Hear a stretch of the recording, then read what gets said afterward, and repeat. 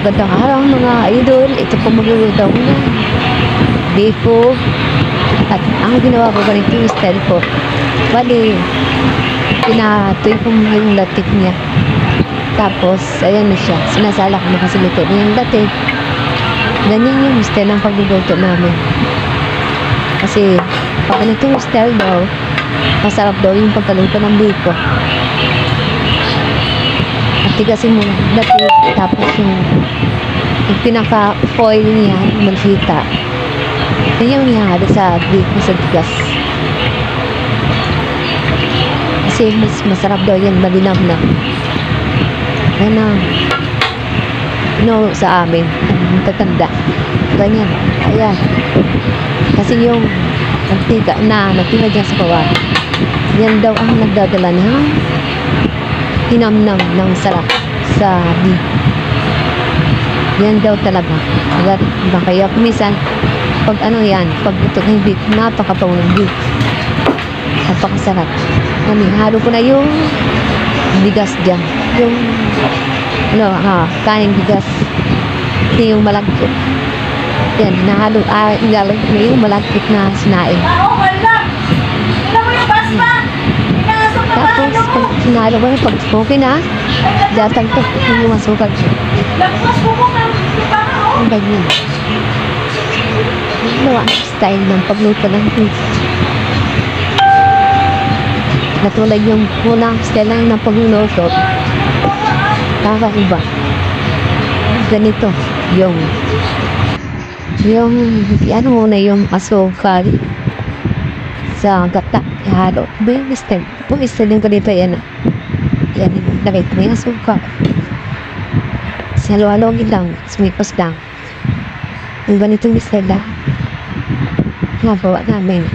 Pero dati, hindi ganito yung luto namin. Ibating. Pagluto namin dati, yung asawag ihalo sa gata. Sa lumapag yung gata na may asukal. Dati namin isa. Tapos at kung sabi na ganito doon, ang gawin namin style. Mas mabango doon, masarap. Kasi yung mantita niya, yun daw ang nagdadala ng hinamnam doon. Masarap. Ginaya namin. Ang ganito. Halo-halo ko lang yan. Pag-ibig mo kasi guys, yung camera. Ganito lang, halo-halo ko lang. Kailangan halo-halo na para hindi siya masyado matatong yung ilalim. Kasi hindi pa yun. Simple yung apoy sa ilalim.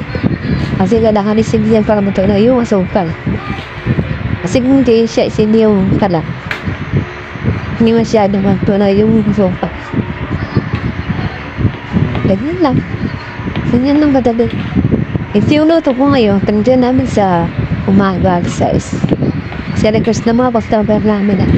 Pagtinda daw kami ng biko kasi light park namin na sa pagtin. Sa bain ni kakapit. Kaya yun. Matok naman yung luto namin. Alas araw na August. Marami din yung bilis. Malapit na siyang yung iskumado. Sabi ng iskumado, yung maano na siya, yung ma-sticky na yung madikit na siya. Yung biko na halos hindi na humihiwalay sa sandok. Yung iskumado na talaga. Kaya yung mura dito, dito ka mo. Ayos ko lang. Yan, malapit na yan. Malapit na siya. Yung sticky na talaga. Madikit na yung madikit na yung biko sa sandok. Yun yung talagang pinaka-the best na luto. Na hindi na siya humihiwalay. Pag ginangat mo halos hindi na nalalablab yung yung biko sa sandok. Sumasama talaga. Yun yung talagang pinaka-the best sabi ng matanda. Ganyan yung pagluluto. Yung halos hindi na dumedikit yung biko sa sandok pa. Hindi na humihiwalay. Kung hindi na humihiwalay, mali pala ako. Kung hindi na humihiwalay yung big sandok, ayan, luto natin yan. Ganyan na ka. Sarap yung biko namin. Ito yung namin. Bali, i-hold mo po ito sa yung magmana ng photo. Yung pula mo yung lima. Bali po ng pulo. Pero 10 piso po ang isa nun. Ang paninda namin. I-hold ba namin ito sa akin yung magmana ng photo. Tapos, binta namin ng 10 piso ang isa. Bali, halos kalahati din ang tubo namin. Yung bacon na halos hindi na Kasi humihiwalay sa sando. Ayun yung sakto. pininta ko to eh. Pero aking ano pa rin. Bali, nasa Aking balang po lang kasi nito, 150. Tapos, masarap lalo ang aking lutong isan, bacon. naubos Ito naman yung siya. paninda namin para Nakakatiyak. Tapos, ibig sabihin ng tubo namin nasa, ayun, yung paninda namin. tubo namin na nasa kalahati medyo. Pwede na. Yung takalan namin yung Kasi marami pa naman kami paninda, hindi lang ito maraming klase naman. Kasi kami pansit, bigong, kanto, spaghetti, champurado, logaw, sopa, carbonara. Marami din kami katanim. Sabihin, kaya namin kung gawin daw, ginawa na rin namin yung turon. Saging turon malaki. Nasabay na namin, hindi mo pwede. Ay, marami kami klase dito. Ito na, oh. Ayan. Alas matikit na talaga siya, oh.